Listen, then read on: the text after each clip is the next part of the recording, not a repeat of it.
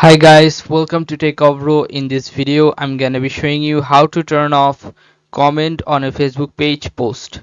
So you have to log into your Facebook page first. Make sure you are logged into your Facebook page, not your Facebook account. How you can check this? You have to click on this account option, which is top right corner profile icon. Then you can see here your account name, Facebook account name, and your Facebook page name. You have to click on your Facebook page name, then it will uh, convert it your Facebook page account, or it will switch to your Facebook page account. Then you have to click on this Facebook page name, which is top left corner.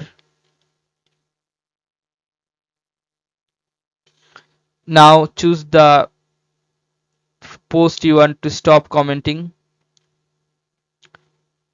Like this one, you have to click on this three dot beside the post.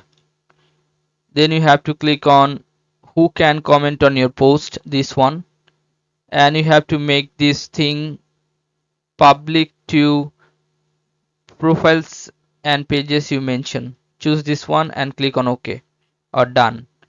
Okay, so this is how you can do this, guys. If you find this video helpful, then please give a thumbs up and don't forget to subscribe the channel. Thank you so much for watching the video.